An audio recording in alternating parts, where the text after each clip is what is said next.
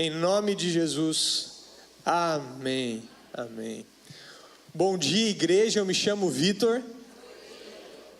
Eu sou casado com a Marina, nós somos pais do Bernardo, do Luca e da Maria Vitória. E hoje, além do privilégio de ter a minha família aqui, também tenho o privilégio de ter os meus pais, meu pai, minha mãe, meu irmão. Vou pedir para eles se colocarem em pé um pouquinho. Podem se colocar em pé. Vieram lá de Curitiba para nos visitar. Meu pai eu deixo ficar sentado ali, não tem problema. Obrigado por vocês terem vindo. Estou muito feliz de ter eles aqui. Vieram para comemorar alguns aniversários. Essa semana tive o meu aniversário na segunda-feira. Completei 30 anos, gente. 30 anos. Chegaram os 30. A minha mãe também fez aniversário algumas semanas atrás. Completou 50 anos também, o aniversário dela. E a minha avó também fez aniversário nesses dias. Ela veio junto também. Ela não está aqui agora, mas veio para cá. A gente pôde comemorar juntos esse momento especial como família. Então, estou muito feliz. Queria saber se há alguém aqui hoje pela primeira vez na nossa igreja. Você talvez foi convidado por alguém e é a primeira vez que você está aqui. Temos uma pessoa ali, tem mais alguém? Eu vou pedir o favor de vocês colocarem em pé para que a gente possa acolher vocês com uma salva de palmas. Temos várias pessoas hoje aqui pela primeira vez. Vocês receberão um abraço de quem está aí em volta de vocês. Seja muito bem-vindo aqui à nossa família Montserrat. Nosso desejo é que você se sinta muito bem-vindo aqui, que você se sinta em casa, e não somente isso, que você retorne outras vezes. Você pode se sentar. Muito obrigado pela sua presença hoje aqui. Bom, eu me apresentei um pouco, apresentei a minha família, mas tudo isso é aquilo que vocês já podem observar exteriormente. O que eu sou publicamente, talvez boa parte de vocês já conheça. Mas existe um lado de mim que não é público. Um lado privado, um lado que somente Deus conhece completamente. Ou aquelas pessoas que eu compartilho isso, ou que convivem comigo. E eu quero compartilhar um pouquinho com vocês desse lado privado, esse lado interior que talvez poucas pessoas conheçam. Mas eu sou um discípulo de Jesus em um processo de restauração, assim como todos os discípulos de Jesus. Eu sou alguém que luta diariamente contra a autossuficiência, contra o orgulho, contra ressentimento, contra a ansiedade, contra a incredulidade e vários outros pecados e lutas que eu nem teria tempo de compartilhar aqui com vocês.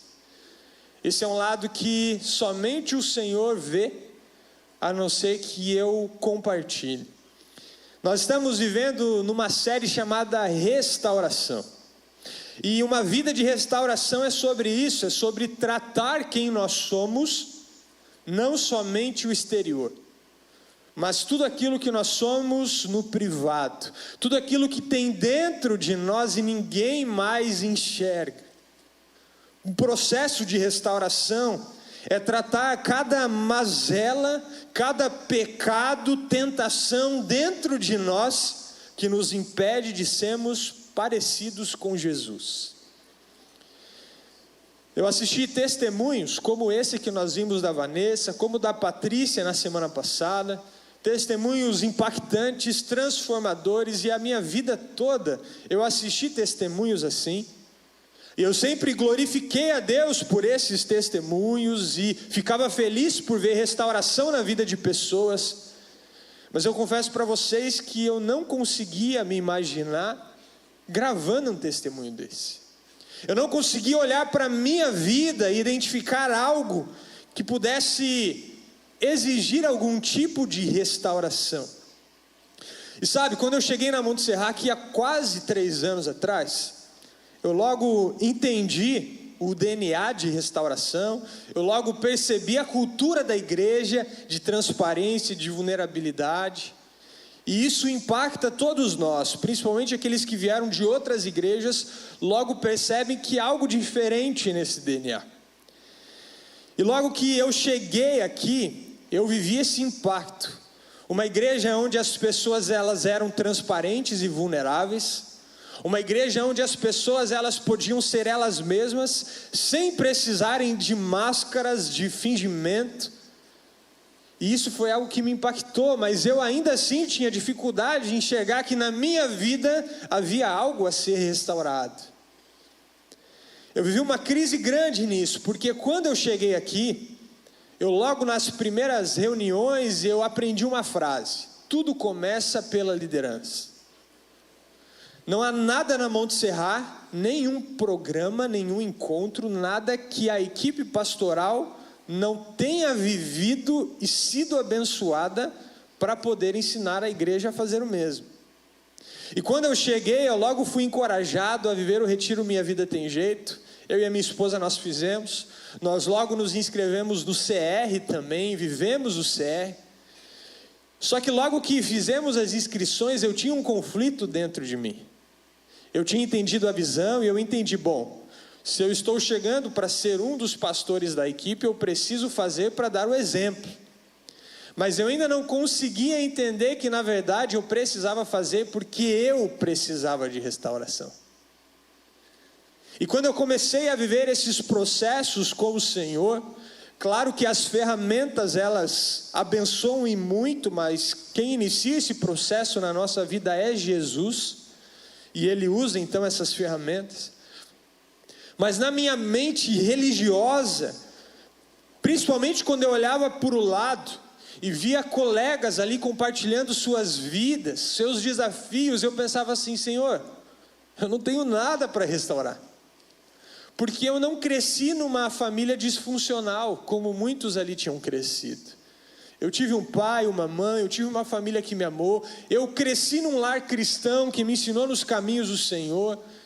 Falei, não vejo nada, eu não passei por um divórcio na minha vida, eu não preciso de restauração. Mas conforme eu fui dando espaço para o Espírito Santo ministrar na minha vida, encontro após encontro, dia após dia, ele foi me revelando que na verdade tudo era uma ilusão. Haviam muitas áreas da minha vida escondidas, ocultas, e que eu deixei atrás de uma máscara por muito tempo. E o Senhor ele foi trazendo à luz tudo aquilo que estava escondido. E eu então comecei a viver um processo de restauração.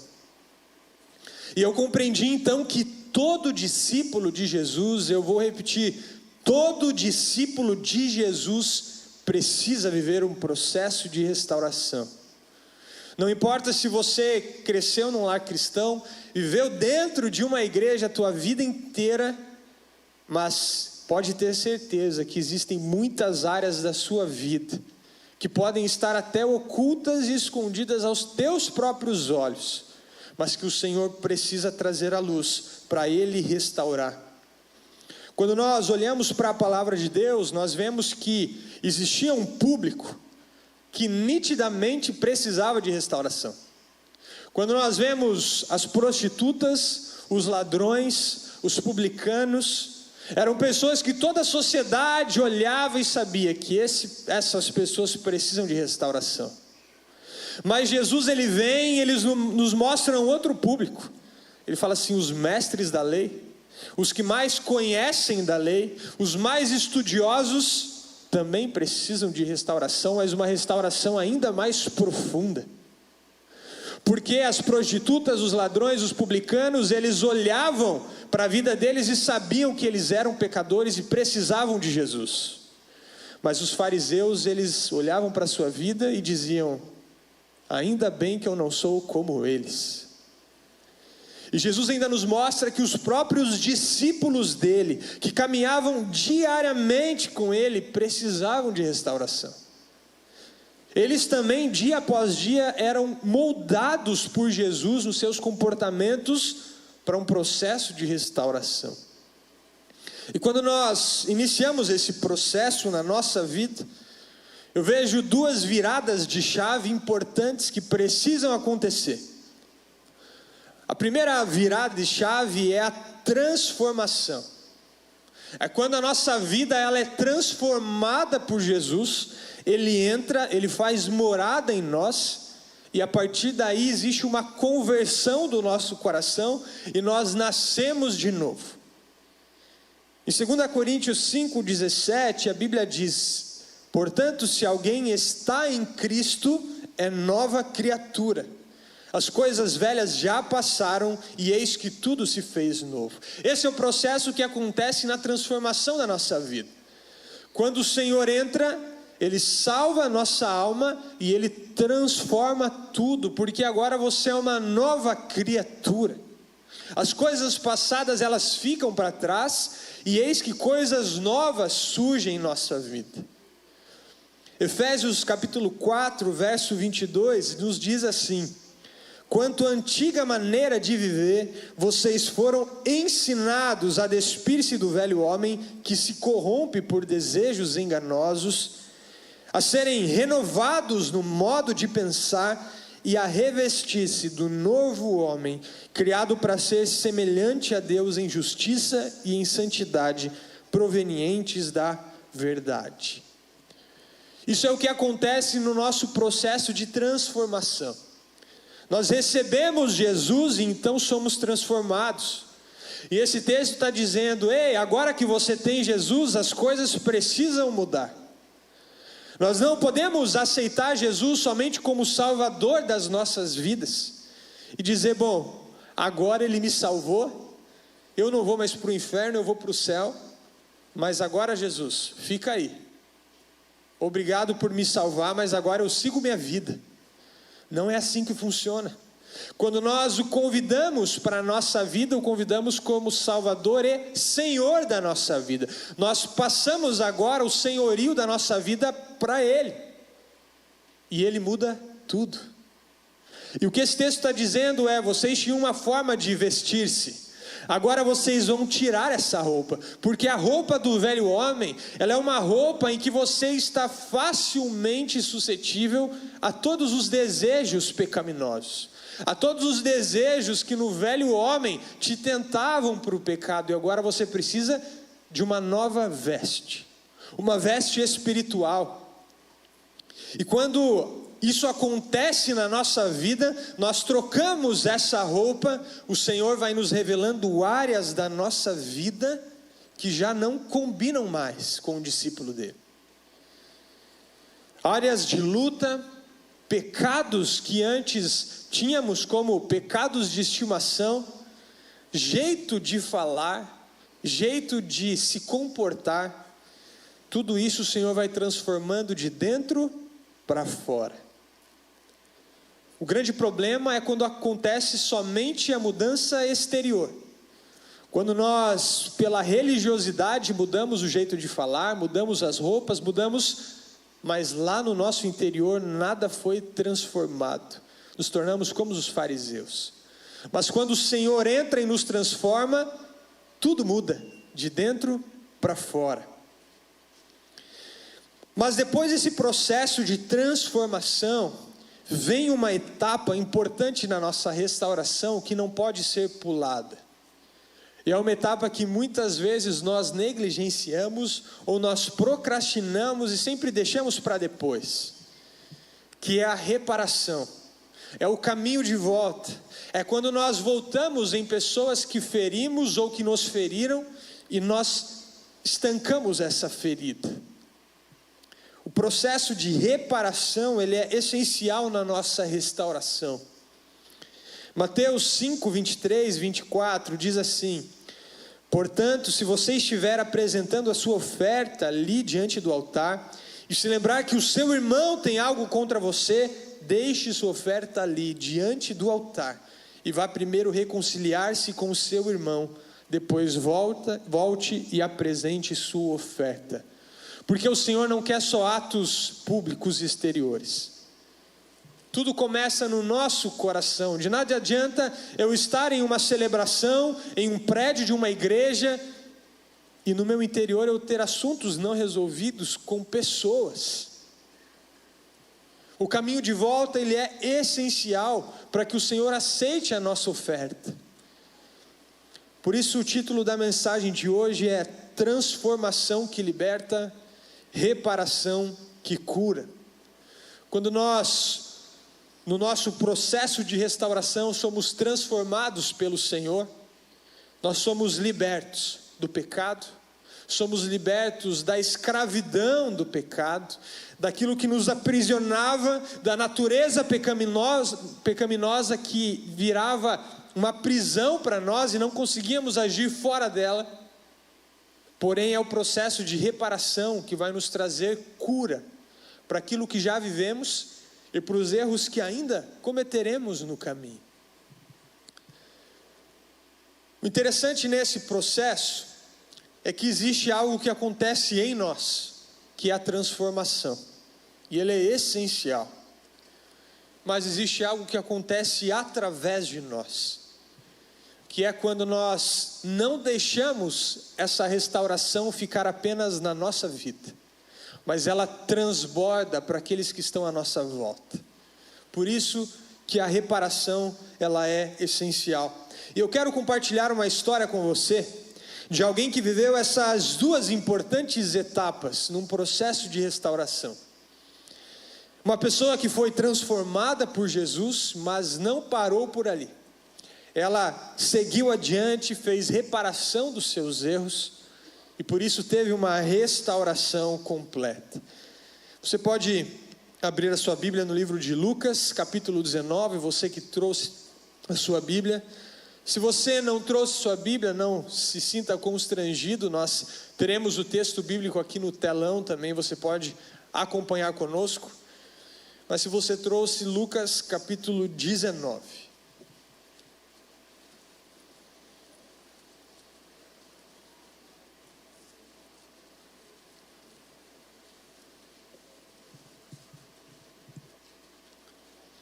Vamos ler juntos a partir do verso 1, que diz assim: Jesus entrou em Jericó e atravessava a cidade. Havia ali um homem rico chamado Zaqueu, chefe dos publicanos. Ele queria ver quem era Jesus, mas sendo de pequena estatura, não o conseguia.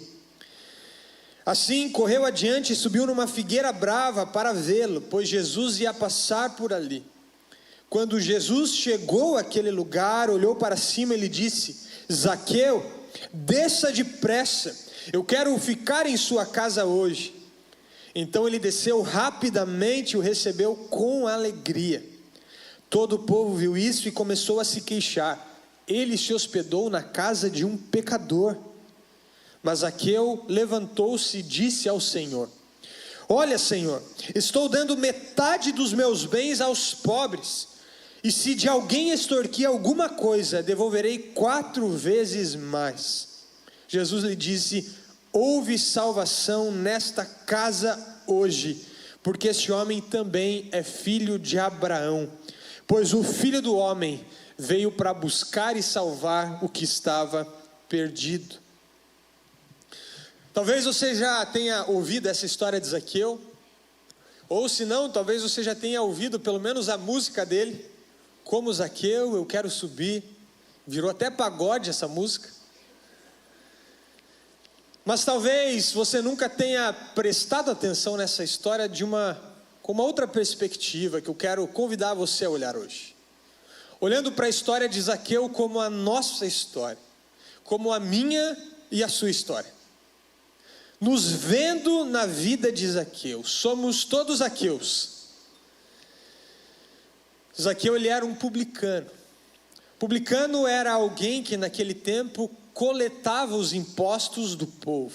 Era a Receita Federal. Zaqueu, ele coletava os impostos para os romanos. Roma tinha ali domínio sobre o povo judeu. Então Zaqueu era um judeu que coletava os impostos do seu próprio povo para entregar aos romanos. Por isso ele não era bem visto.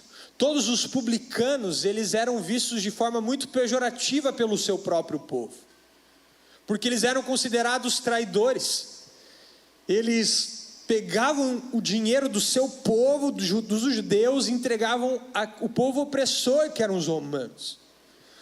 Além de serem considerados traidores, eles eram ladrões, porque eles tinham permissão de Roma para cobrar uma taxa a mais que ficava para eles. Então os publicanos, eles sempre acrescentavam o valor nos impostos devidos, porque eles ficavam com aquela taxinha a mais. E além disso, eles eram vistos pelo povo judeu como a mesma categoria que os bandidos, que as prostitutas, que os ladrões. Assim eram vistos os publicanos. Se já não bastasse isso, Zaqueu era o chefe dos publicanos. Zaqueu era o responsável por uma província e por toda a coleta de impostos daquela província. Então ele não somente roubava diretamente do povo, mas ele pegava inclusive a mais dos próprios coletores de impostos. Por isso ele era um homem muito rico, um dos mais ricos daquela região. Talvez eu e você não sejamos literalmente publicanos. Talvez a sua luta nem seja a de roubo como era de Zaqueu. Ou pode ser que sim. E se a sua luta hoje é o roubo, é pegar coisas que não são suas, não ache que a sua luta é pior do que a minha. Todos nós somos discípulos em processo de restauração, lutando contra tentações pecaminosas. Mas pode ser que a nossa luta não seja exatamente essa, mas nós temos mais em comum com Zaqueu do que podemos imaginar. Porém, a boa notícia é que Zaqueu, ele encontrou a transformação. Ele encontrou a restauração através de Jesus. E ele deu passos em direção a essa restauração. Zaqueu precisou agir. Primeiro ele foi transformado por Jesus. E depois ele fez reparação dos seus erros, trazendo assim cura para a sua alma. Eu queria compartilhar com vocês algumas lições que esse texto nos ensina sobre viver um processo de restauração, que traz liberdade e traz cura, através da transformação e a reparação. E a primeira lição que Zaqueu nos ensina aqui é reconhecer as nossas fragilidades. Reconheça a sua fragilidade.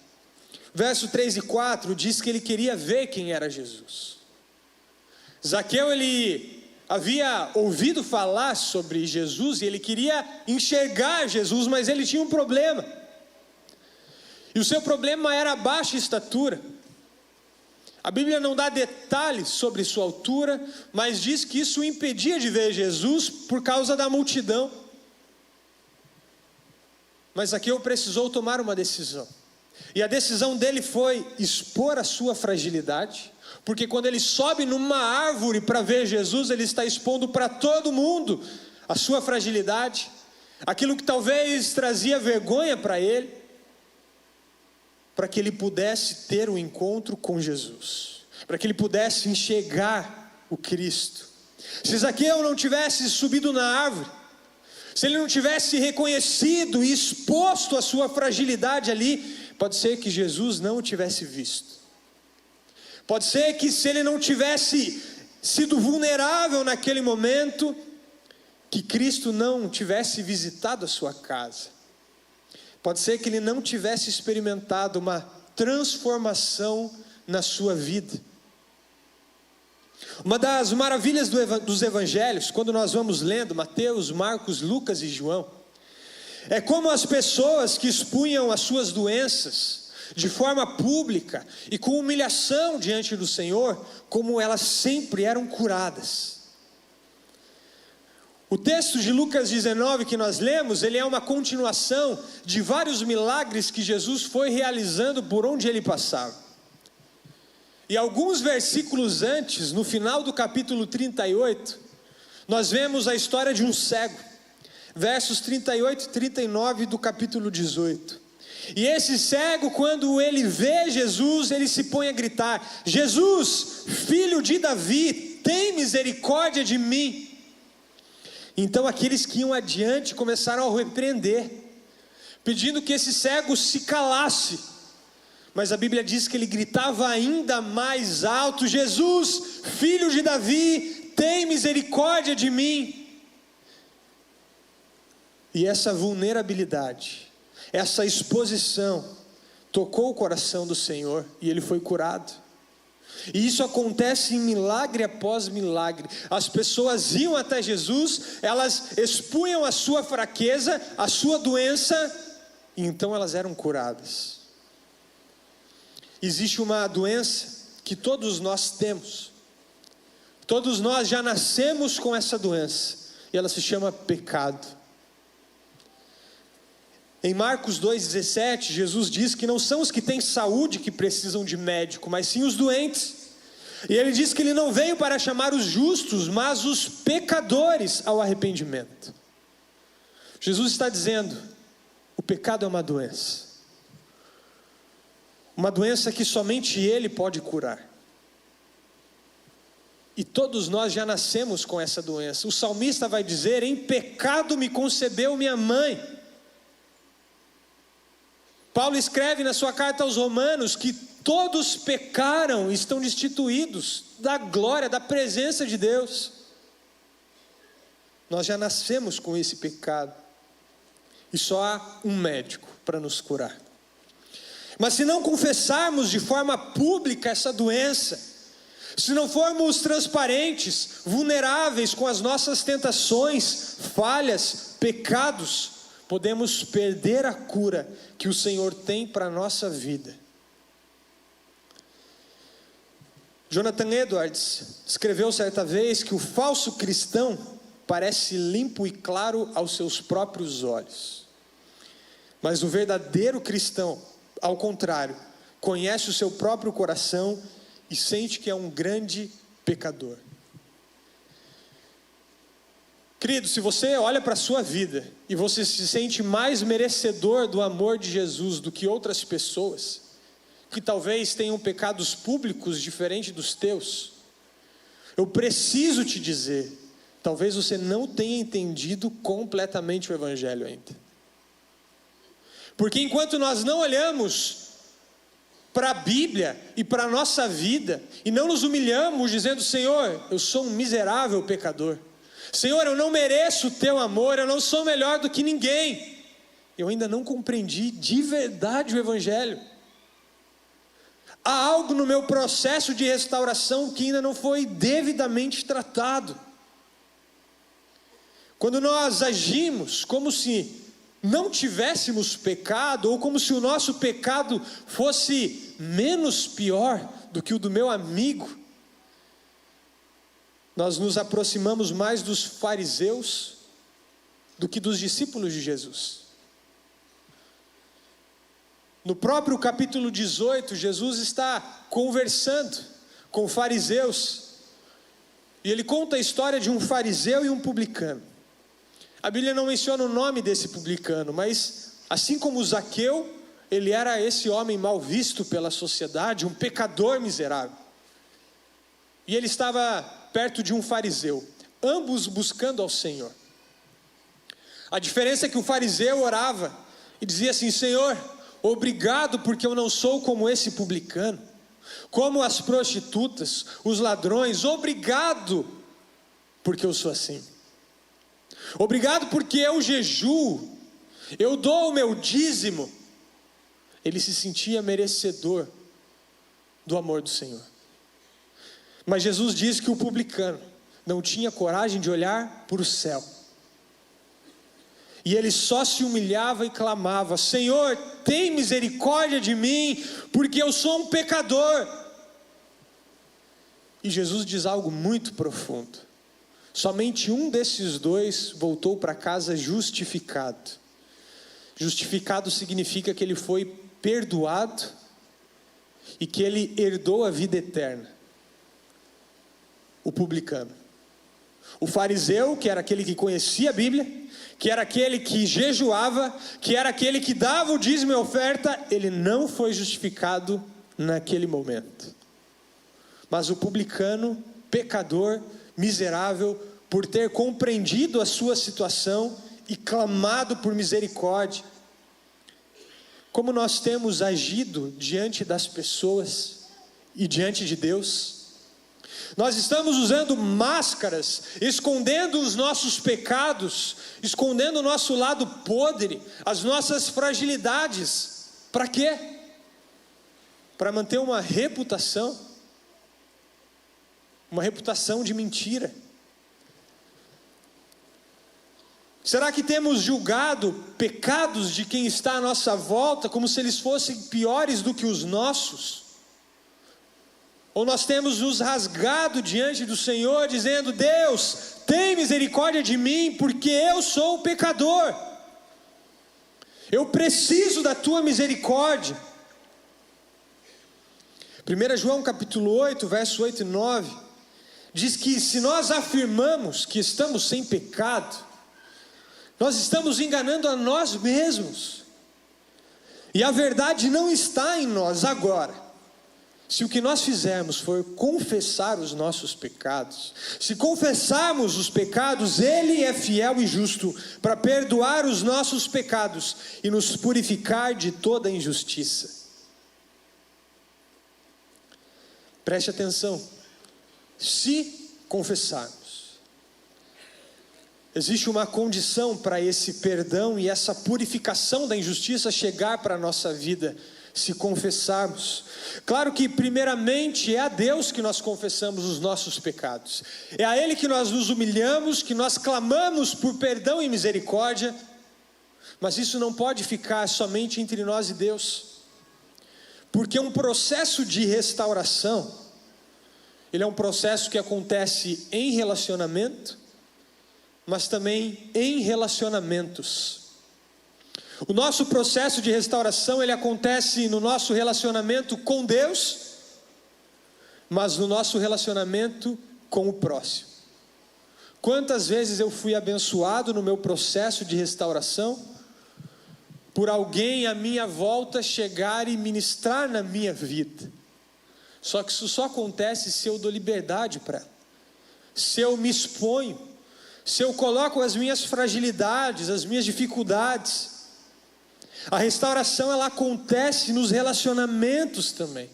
Nós não podemos viver um processo de restauração sozinhos.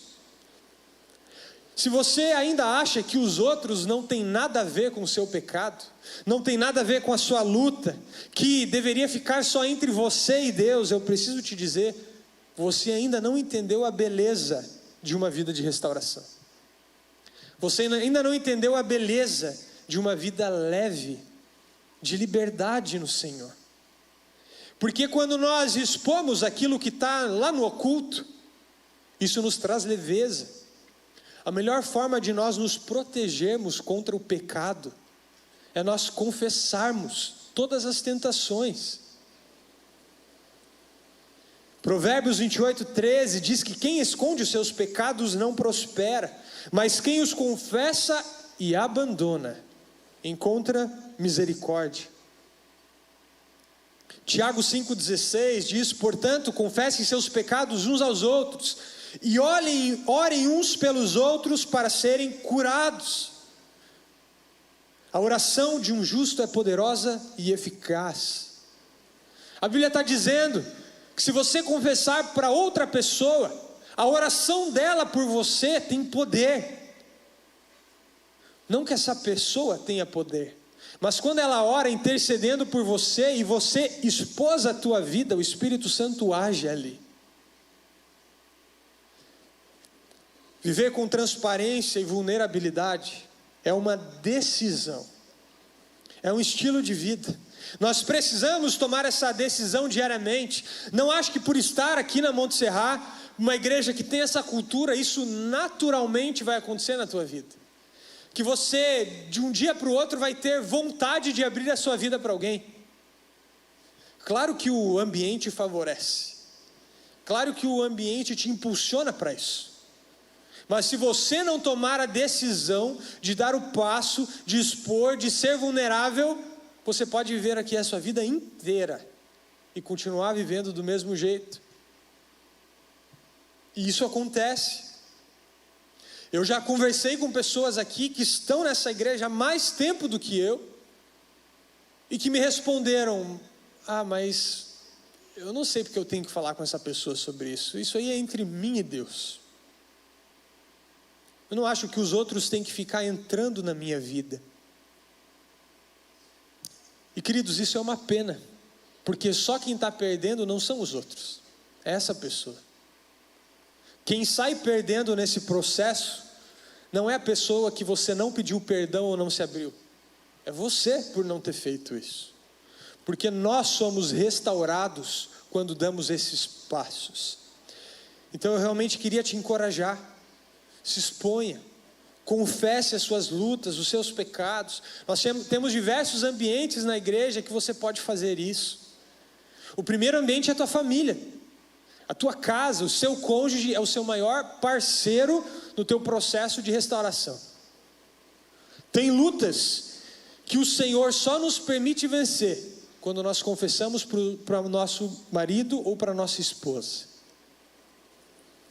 Eu tive lutas na minha vida, que a minha vida inteira eu lutei na área da sexualidade, e eu não conseguia vencer, e eu orava, e orava, e orava, mas aquilo ficava entre mim e Deus, porque mais ninguém tinha que saber disso, até que eu entendi que precisava confessar isso para minha esposa, e que ela fosse uma intercessora por mim nessa área. Queridos, a partir da confissão eu fui liberto, eu nunca mais caí nessa área, porque eu precisei confessar para ela, e ela, como uma intercessora por mim, passou a ser uma parceira de oração. Há um mistério de Deus no mundo espiritual que acontece quando nós confessamos as nossas lutas. Se você está em uma célula, você tem esse ambiente para se abrir na sua célula. Dependendo da área em que você vai compartilhar, se você é homem, compartilhe só com os homens. Se você é mulher, compartilhe com as mulheres. Mas você tem ambiente para isso. Nós temos a oração dos homens e das mulheres, toda terça de manhã a oração dos homens, em todos os campos da Monte Serra. Na quarta tarde, as mulheres se reúnem aqui no prédio do aeroporto para orar. São ambientes que você pode se abrir. Se você é um líder de célula, você tem o seu microgrupo de discipulado para abrir a sua vida. Se nenhum desses ambientes você encontrou abertura para isso, você pode agendar na secretaria, em último caso, conversar com o plantão pastoral para poder abrir a sua vida. Queridos, ambiente é o que não falta. O que falta é a nossa decisão de dar um passo em direção a não esconder mais nada. E assim como Zaqueu, expor as nossas fragilidades. O Tércio sempre fala algo para a equipe pastoral. Eu não sei se é uma frase dele ou que ele aprendeu, mas ele diz para nós: confesse tentações para não precisar confessar o pecado. Quando a tentação surge só na nossa mente, foi só um simples pensamento bobo, e nós já confessamos e denunciamos para alguém, o Senhor nos protege para que lá na frente eu não tenha que confessar um pecado que eu cometi a partir dessa tentação. E isso, graças a Deus, pela misericórdia de Deus, tem nos protegido.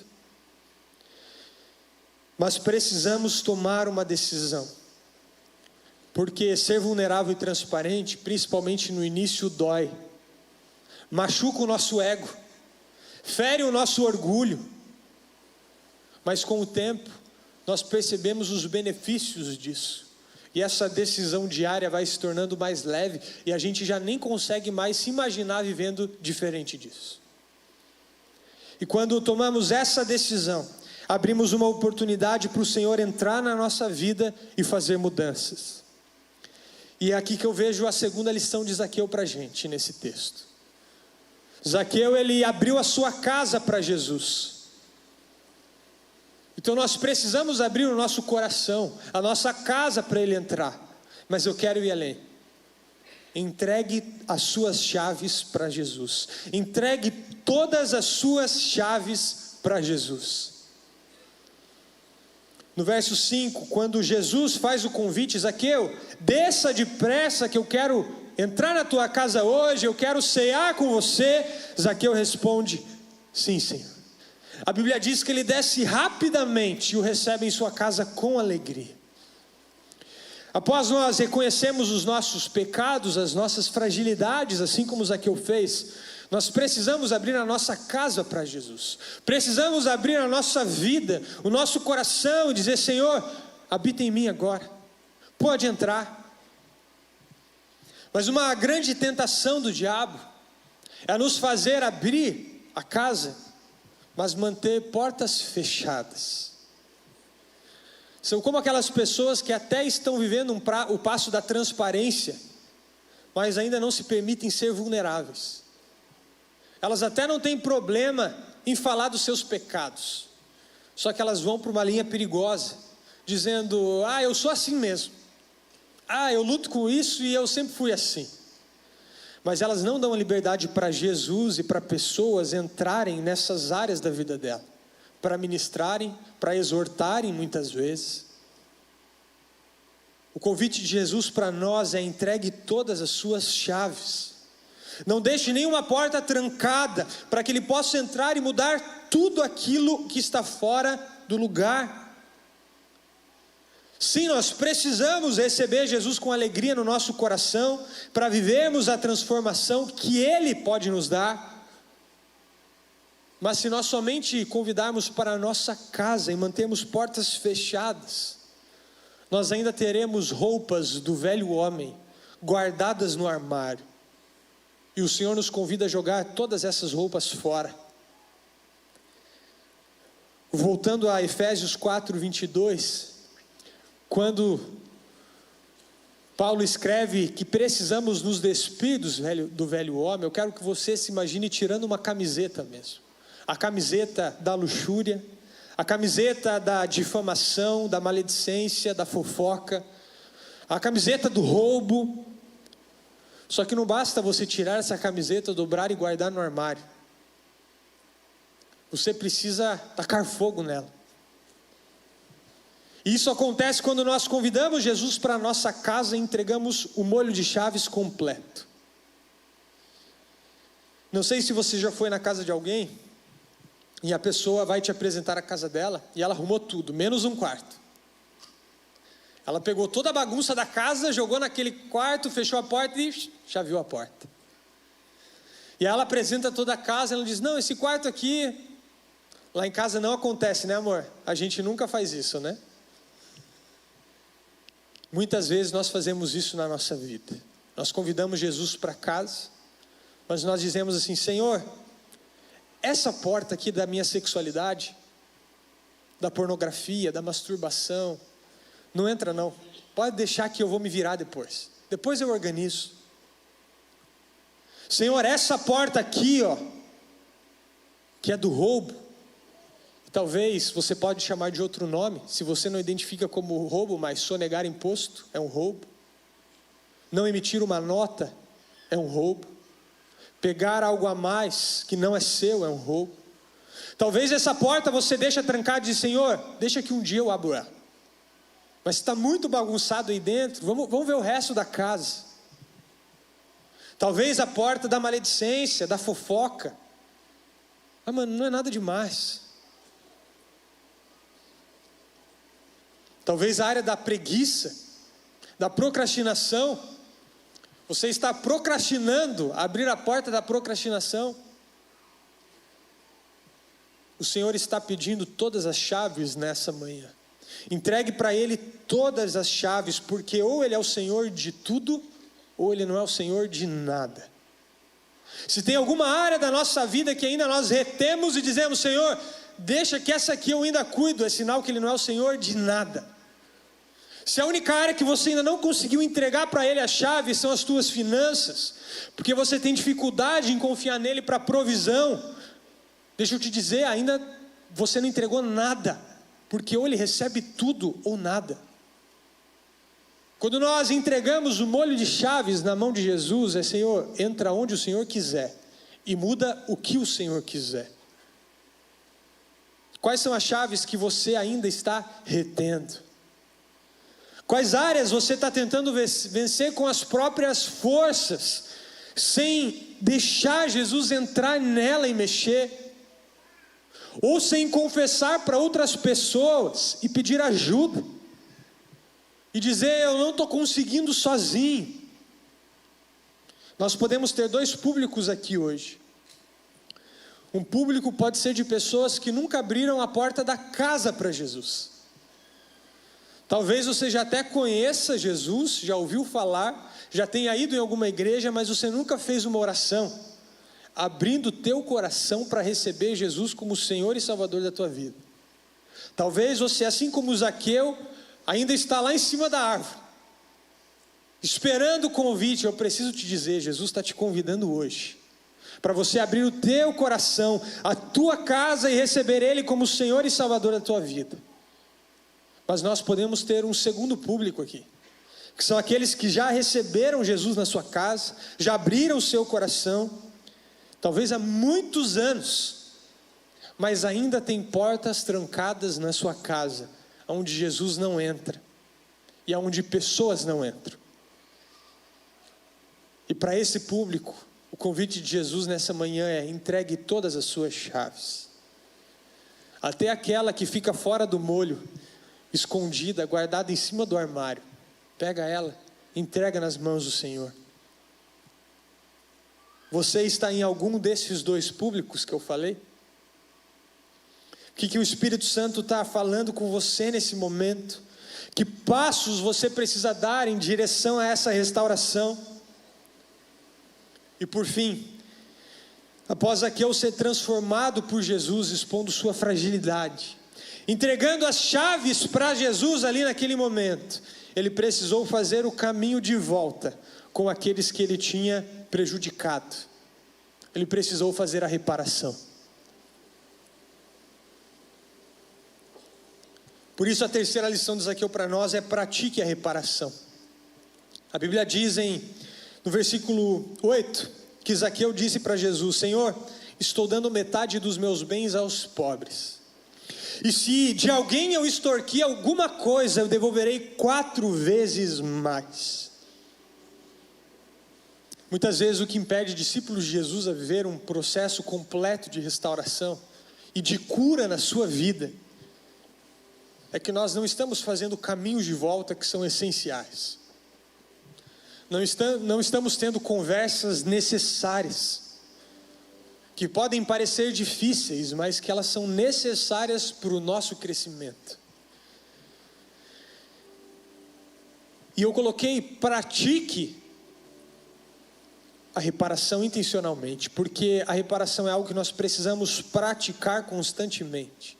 Precisa se tornar um hábito. Não basta apenas eu fazer uma lista das pessoas que eu feri, pedir perdão e achar que eu nunca mais vou precisar fazer reparação. Todo dia nós erramos, todo dia nós falhamos com alguém. Quando a reparação se torna um hábito, um estilo de vida, nós ficamos leves, porque somos curados disso. E se em algum momento eu falhar com alguém, eu não tenho problema de chegar e pedir perdão. Se alguém me fere, eu não tenho mais problema de chegar e falar: querido, eu fiquei ferido com o que você fez, mas eu te perdoo. Mesmo que essa pessoa diga assim: mas eu não fiz nada de errado, mas você vai dizer assim: mas é que eu fui ferido. Você não precisa pedir perdão, mas eu precisava liberar perdão para você no meu coração. Porque não tem a ver só com o outro, tem a ver com o que o Espírito está fazendo em nós quando nós agimos assim. Talvez você tenha ferido pessoas com palavras, talvez o seu cônjuge, seus filhos, seus pais. Talvez você tenha sido alguém ausente. Talvez você tenha traído alguém. Não importa qual foi o seu pecado, se você se arrependeu genuinamente, você já foi perdoado por Deus. Entenda isso. Esse pecado não te condena mais se ele te transformou, mas você pode viver um passo a mais. Você pode viver a plenitude da restauração do Senhor quando você pratica a reparação, quando você pede perdão e libera perdão, quando você pratica a reconciliação. A reparação não é para nós sermos salvos, não é uma obra, mas praticamos a reparação porque já fomos salvos. E por termos sido salvos e alcançados por Deus, nós não podemos reter aquilo que chegou em nós. E se queremos viver um processo de cura por tudo aquilo que vivemos, nós precisamos fazer o caminho de volta. Mateus 6,14 diz: se perdoarem as ofensas uns dos outros, o Pai Celestial também perdoará vocês. Mas se não perdoarem uns aos outros, o Pai Celestial não perdoará as ofensas de vocês. E você sabe por quê? Porque nós nunca teremos que perdoar alguém. Você nunca terá que perdoar alguém mais do que Deus já te perdoou. O pecado de alguém contra você nunca vai ser maior do que o teu pecado contra Deus.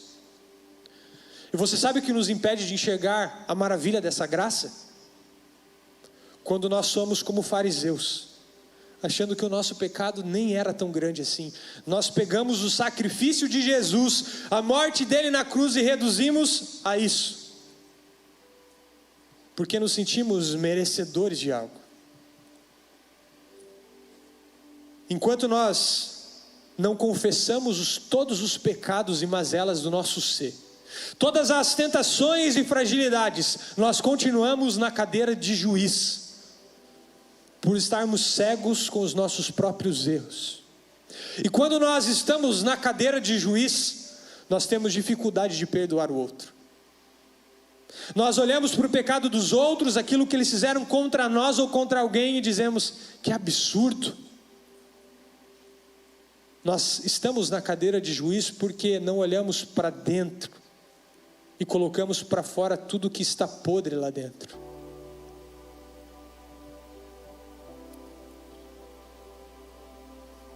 Não perdoar, guardar rancor, guardar ressentimentos, ter algo contra alguém. Querido, se há alguém aqui nesse auditório que tem algum sentimento, algo que impede você de viver em unidade com qualquer outra pessoa, querido, resolva isso em nome de Jesus. Porque essa falta de unidade, ela pode impedir o derramar do Espírito Santo sobre a nossa igreja. O Senhor não abençoa um lugar onde não há unidade. Não importa se foi ele ou você que errou, querido. Se você é um discípulo de Jesus, você toma a iniciativa da reparação, da reconciliação. E se ele não quiser nem saber de você, o importante é você liberar e ser restaurado. Zaqueu compreendeu que a salvação e a transformação que ele tinha tido por Jesus entrar na sua casa precisava ser resolvido através da reconciliação com as demais pessoas que ele feriu, que ele roubou, e ele fez essa reparação. O que Deus está dizendo para você nessa manhã? O que precisa ser reparado? Quais são os caminhos de volta que você precisa fazer e com quem? Quais são as pessoas que o Senhor trouxe à sua mente nessa manhã? E que ações práticas você precisa dar para avançar nisso? O que você vai fazer já nessa semana, já amanhã, já hoje para isso? Se você realmente quer viver uma vida de restauração, você não pode deixar isso para depois. Queridos, eu quero finalizar dizendo que há um grande inimigo de uma vida de restauração, que pode atrapalhar a nossa vida como discípulos de Jesus. Esse inimigo se chama reputação. Muitas vezes a nossa reputação, a preocupação em manter uma imagem, nos impede de viver a plenitude do que Deus tem para você. Eu vivi essa crise. A minha maior crise era como que eu vou abrir isso? O que vão pensar de mim? Eu não vou perder autoridade diante das pessoas. E aí eu vou falar uma frase que eu ouvi do Tércio no primeiro domingo que eu estive na Monte Serra aqui. Eu não tenho reputação nenhuma para defender. O que eu tenho para defender é o meu caráter e a minha integridade. Isso envolve eu expor tudo aquilo que tem de ruim dentro de mim. Porque se eu cuidar do meu caráter, Deus vai cuidar da minha reputação. Eu não preciso cuidar da minha reputação. E nós nos preocupamos com a nossa reputação porque nós queremos ser valorizados. Todo mundo quer ter valor. Todo mundo quer se sentir valioso. Faz parte do ser humano. Queridos, mas eu preciso te falar, só tem valor aquilo que é autêntico. Se você coloca um anel de ouro ao lado de um anel que parece muito de ouro, mas é só uma bijuteria, você pagaria o mesmo valor neles? Muitas vezes a gente está preocupado em parecer um anel de ouro, para que os outros nos vejam assim, mas no fundo somos apenas lata. Eu estou lendo um livro que eu inclusive queria indicar muito para vocês, que se chama Mentores Segundo o Coração de Deus. Um livro que impactou tremendamente a minha vida nesse ano. Tanto que eu estou indicando para vocês. Eu não sou muito de indicar livro assim, mas esse realmente transformou minha vida. De um autor chamado N. Cordeiro. E ele conta uma história sobre integridade que me marcou muito.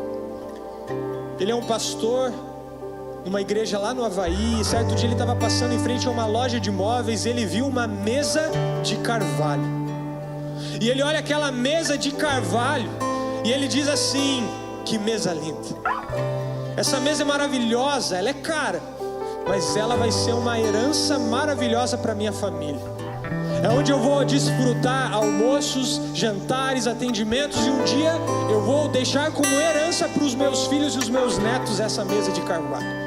Então ele compra essa mesa de carvalho, ele faz o investimento, e quando chega na casa dele e vão montar aquela mesa, ele descobre algo. A mesa não era toda de carvalho. Somente o tampo dela era de carvalho genuíno. Todo o resto era de compensado. E somente uma capa, uma película de carvalho para aparentar que ela era toda de carvalho. E ele diz: como que eu vou deixar de herança para os meus filhos e netos algo que não é íntegro, algo que não é genuíno, algo que não tem o valor que aparenta ter? Que legado você tem deixado para sua família? Que legado você tem deixado para os seus filhos, para os seus netos? A sua vida é uma vida de integridade, onde o que se vê é o que se é? Ou é como essa mesa que apenas o tampo é de carvalho, mas todo o resto é de compensado, que vai apodrecer logo mais, logo menos?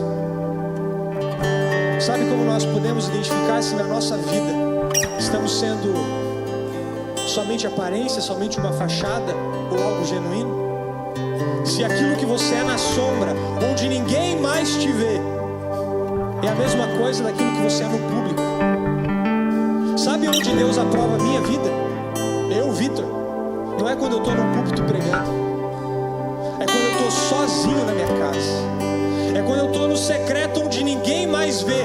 Lá eu revelo se eu sou uma mesa de carvalho ou se eu sou apenas fachada. Porque eu posso muito bem estar aqui pregando para vocês uma mensagem bonita e a minha vida por dentro estar podre. Nós somos aprovados pelo Senhor e revelamos se somos genuínos ou não nas sombras. Quem você tem sido nas sombras? Quem você tem sido quando ninguém está vendo?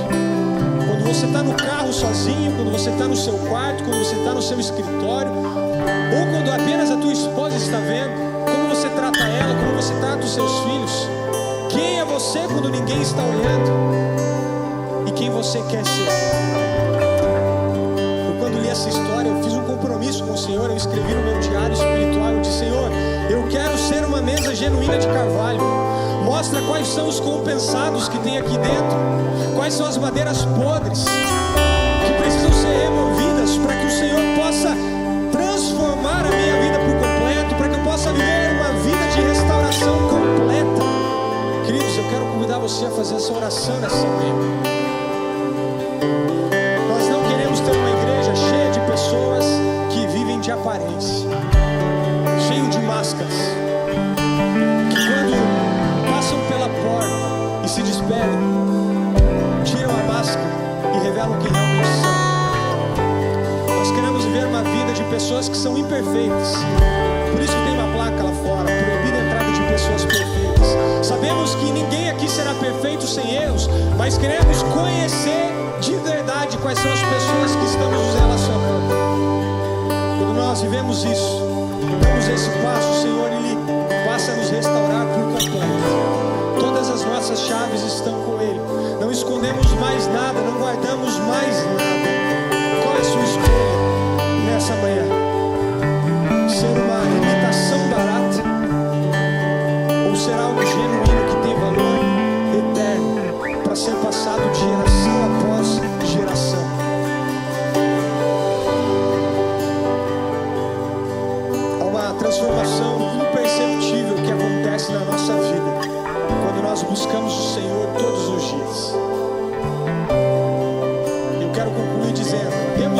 ferramentas de restauração. Temos o Freedom, temos o Minha Vida Tem Jeito, tivemos o CR, muitos anos aqui, que abençoou nossa igreja. E isso nos ajuda a revelar todas essas mazelas interiores do nosso ser. Então eu te encorajo a viver essas ferramentas. Mas só há uma coisa que é capaz de nos transformar por completo: é buscar a presença de Deus dia após dia. Essa frase está nesse livro que eu comentei, e ela diz: é uma transformação imperceptível que requer exposição diária à palavra de Deus. Se você não está buscando a Deus todos os dias na palavra dele, você não vai encontrar essa restauração verdadeira. Você não vai viver essa mudança de forma completa. Se, no entanto, você investir tempo consistente no exame da palavra de Deus, tempo de oração, o Senhor vai garantir que a sua estrutura de carvalho será mais do que apenas uma fina camada de revestimento, mas Ele vai te transformar por completo. Ele vai te restaurar por completo. Eu quero orar primeiro por aqueles que se identificaram como o primeiro grupo que eu comentei, que querem pela primeira vez fazer uma oração convidando Jesus para entrar na sua vida. Falou assim: Jesus, eu já até tenho ouvido falar do Senhor, já até talvez tenha ido em alguma igreja, mas eu nunca fiz essa oração convidando o Senhor para entrar na minha vida e ser o Senhor e Salvador de tudo que eu sou. Você vai ter essa oportunidade hoje. Eu queria convidar todos vocês a se colocarem em pé agora, todos. Nós vamos fazer essa oração. Eu quero dizer para você que está pensando em fazer essa oração, o que muda na tua vida a partir daí? Quero começar dizendo que ao fazer essa oração, você recebe pelo menos 3 presentes de Deus. O primeiro presente é o perdão de todos os seus pecados. Quando nós convidamos Jesus para morar em nós, o sacrifício dele na cruz passa a valer para você também. Todos os seus pecados são perdoados, não importa o que você fez, não importa o quão pecador, miserável você tenha sido a sua vida inteira, o Senhor, Ele te perdoa. Esse é o primeiro presente. O segundo presente é o Espírito Santo de Deus, porque quando Jesus ele voltou para o céu, Ele deixou uma promessa. Ele disse: eu vou enviar o meu Espírito para todo aquele que crê e fizer essa oração. Ele vai ter o Espírito Santo de Deus habitando dentro dele. Você vai ter um amigo, um auxiliador, um conselheiro, um professor dentro de você, que é o Espírito Santo de Deus. E o terceiro presente que você recebe ao fazer essa oração é a vida eterna. Nós recebemos o privilégio e o direito de poder, ao findar a nossa vida aqui na terra, irmos morar com o Senhor no céu e passar a nossa eternidade ao lado do Senhor. Mas isso só é possível quando nós abrimos o nosso coração e o convidamos para entrar na nossa vida. Então, se você quer fazer essa oração, eu vou convidar todo mundo a fechar os olhos agora. E se você quer fazer essa oração pela primeira vez, você vai repetir a minha oração. Senhor Jesus, hoje eu reconheço que sou pecador e que preciso do teu perdão e da tua graça. Me perdoa, Senhor. Entra no meu coração hoje. Eu te dou liberdade para ser o Senhor e Salvador da minha vida. Entra e muda tudo aquilo que não te agrada. Coloca em mim o teu Espírito Santo e que eu caminhe contigo todos os dias da minha vida. Em nome de Jesus. Amém. Queridos, alguém que fez essa oração pela primeira vez, eu pedi para você fazer um sinal com a sua mão. Faça um sinal, você que fez essa oração. Amém, aleluia, amém, aleluia, amém, aqui na frente, amém, amém. Vamos aplaudir ao Senhor, porque nessa manhã o que salvação, somente o Senhor pode fazer o milagre da salvação. Se você viu alguém que levantou a mão, vou convidar você a acompanhar essa pessoa até aqui à frente. Se você levantou a mão, vem até aqui à frente, eu quero te cumprimentar e eu quero fazer uma oração com você.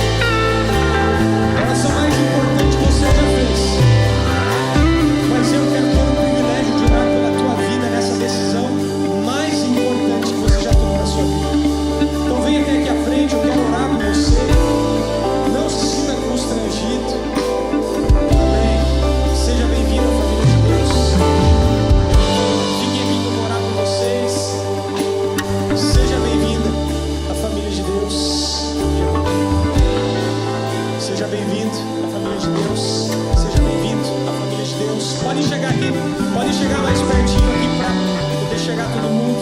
Seja bem-vindo à família de Deus. Amém. Seja bem-vindo. Seja bem-vindo à família de Deus. Amém.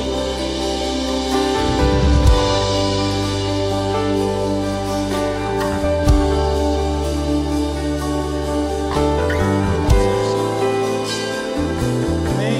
Alguém que eu não convidei ainda, seja bem-vindo à família de Deus. Seja bem-vindo à família de Deus. Seja bem-vindo. Seja bem-vindo. Vou pedir que você que é um líder de célula, que você venha até aqui à frente para podermos orar e abençoar essas pessoas. Escolha alguém, um casal, um homem pode abraçar um homem, uma mulher, para que a gente possa orar juntos. Se você é líder de célula, venha junto, para que possamos orar por vocês. Deixa eu explicar para vocês o que está acontecendo aqui. Quando nós fazemos essa oração, nós pegamos o molho de chaves da nossa vida e entregamos para Jesus. Dizemos: Jesus, a partir de hoje pode governar a minha vida. Amanhã começam os desafios, porque o inimigo ele começa a colocar na nossa vida tentações e desafios para a gente desanimar. Mas perseverem, porque se ele está incomodado é porque vocês tomaram uma grande decisão. Vou fazer uma oração por vocês. E a partir de hoje vocês nasceram de novo. O próximo passo de vocês agora é o batismo. Aqueles que nunca foram batizados por imersão, que é depois dessa decisão, você descer as águas. A gente irá orientar vocês depois sobre o batismo, mas é o próximo passo que nós tomamos. Amém? Senhor Jesus, obrigado, Pai, porque nessa manhã o Senhor trouxe salvação, Pai, à nossa igreja. Obrigado por esses novos discípulos que foram gerados por Ti nessa manhã. Pai, que eles possam ser selados pelo Teu Santo Espírito agora. Que eles recebam, Pai, esse presente do Senhor. E que a cada dia o Teu Espírito os lembre de buscar a Ti, buscar a Tua face, a Tua presença. Que o Teu Espírito Santo os ajude a ler a Bíblia, compreender o que o Senhor está falando com eles. E que todos os dias, Pai, eles se sintam abraçados por Ti. Que eles nunca mais se sintam sozinhos e saibam que há alguém agora com eles. Pai, em nome de Jesus eu clamo que o Teu Espírito Santo os batize nessa manhã. E que eles possam ser cheios de Ti. E que seja um compromisso perpétuo Teu. Assim nós oramos, os abençoamos em nome de Jesus. Amém. Uma outra coisa que acontece quando você faz essa oração é que você ganha uma segunda família.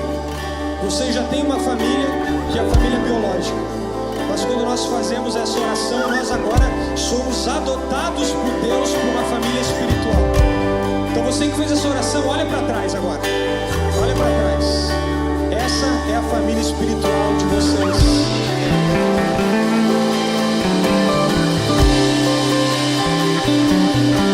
Nós queremos fazer uma oração específica pela tua vida. Poder ouvir um pedido de oração, orar por você e poder te entregar um presentinho, uma lembrancinha. Não chega nem aos pés dos presentes que a gente já ganhou de Deus hoje, mas é uma lembrancinha que a igreja quer dar para vocês. Então eu vou pedir para vocês se dirigirem até aquela sala lá. Os líderes de célula eu vou pedir para acompanharem juntos, para vocês ajudarem nessa condução e na oração lá dentro da sala, para que a gente possa acolher bem todos eles. Amém?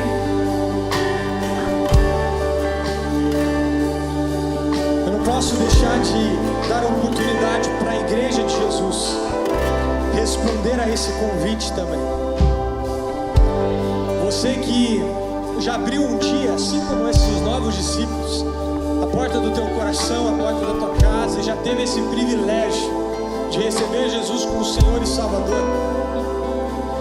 Mas talvez hoje o Espírito falou para você assim: tem porta trancada aí, tem áreas que você não deixou mexer, tem áreas que você não deixa pessoas entrarem, tem máscaras ainda. Eu quero convidar você a fazer assim como Zaqueu, a fazer assim como o cego, assim como o centurião que pediu a cura pela sua filha, assim como a mulher do fluxo de sangue, assim como todos aqueles que reconheciam as suas doenças e queriam cura. Que você se humilhe diante do Senhor nessa manhã. Por isso eu vou convidar você que quer fazer essa oração a vir até aqui à frente e se colocar de joelhos.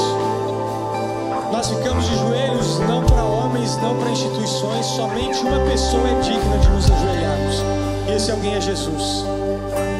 Então, se há alguma porta na tua vida ainda trancada e que Jesus está falando, filho, abre para mim, eu vou convidar você a se expor, a vir aqui, se ajoelhar e clamar pela misericórdia do Senhor sobre a tua vida, para que nós possamos ter uma comunidade de discípulos de Jesus que vivem esse processo de restauração e que não guardam chaves para Jesus.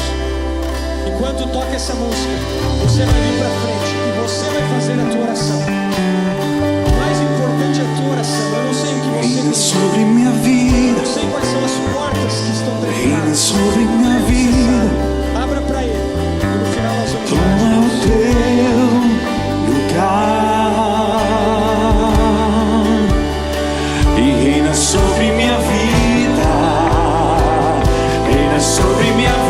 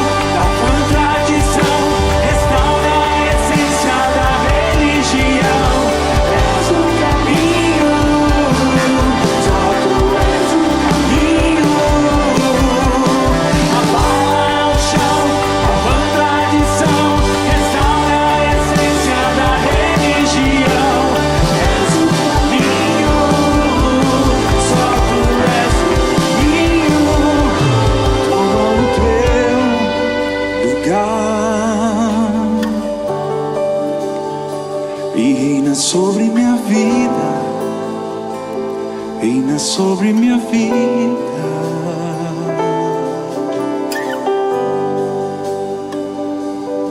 Pai querido, nós estamos de joelhos aqui, em sinal de rendição a Ti, Pai, e clamando por Tua misericórdia, Pai, assim como aquele cego clamou: Filho de Davi, tem misericórdia de mim, Pai, tem misericórdia de nós.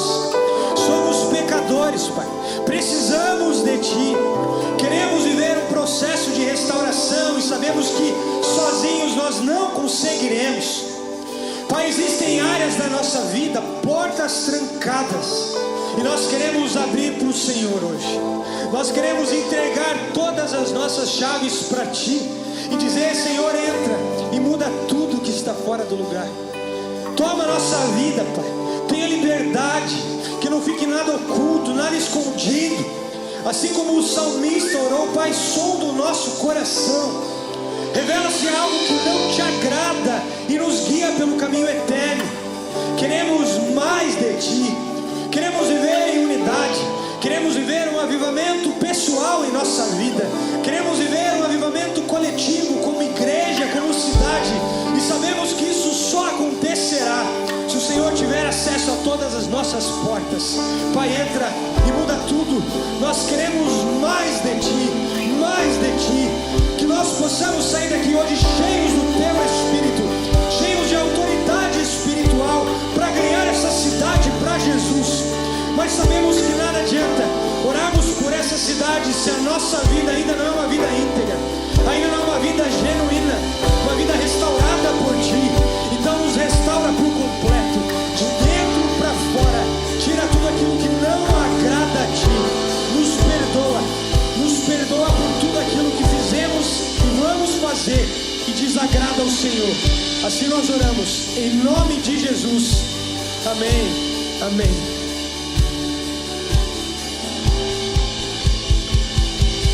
Toma o Teu lugar, Senhor. Toma o Teu lugar e reina sobre minha vida.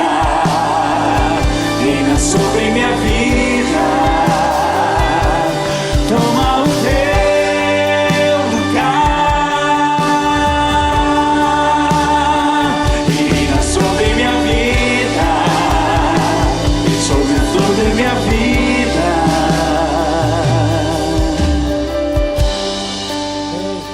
Louvado seja o Senhor. Você pode aplaudir ao Senhor.